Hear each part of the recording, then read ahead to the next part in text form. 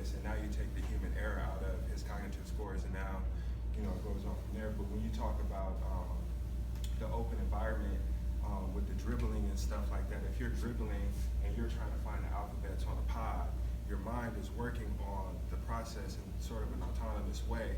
And so when you get into the level of competition now where you have a play call and you're looking at everybody moving around and you still have this guy in front of you, your mind and your body is already on a different level of communication.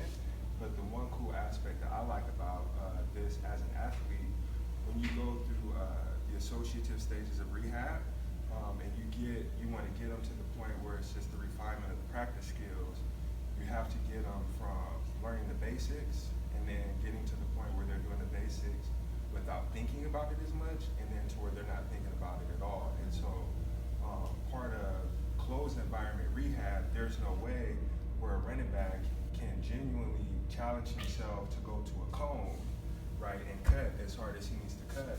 But if he's rigged on a system where it's time and he's competing, and today he posed, 2 minutes on this drill, tomorrow he wants to do, 158, 159, and like you were talking about the biomechanics and the functionality, this is a way where it replicates the uncertainty on the field, where if you're getting the ball this way and the guy's coming this way and this way, what's different than looking at A right here and then trying to find B?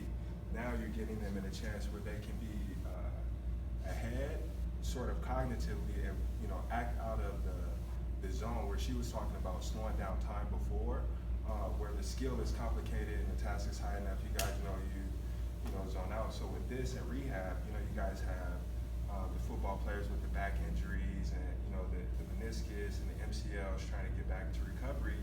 And as athletes, we're competitive by nature.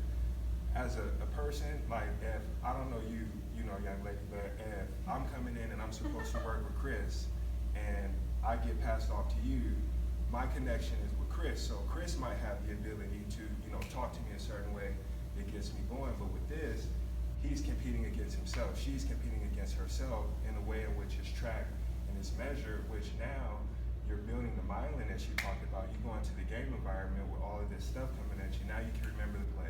You can remember the assignments. You remember everything that's going on. So it has multiple functions from an athlete's perspective that I see people can benefit from. But when it comes to researching, the stuff and the applications and the carryover, that type of stuff is where, we need brilliant minds like you guys.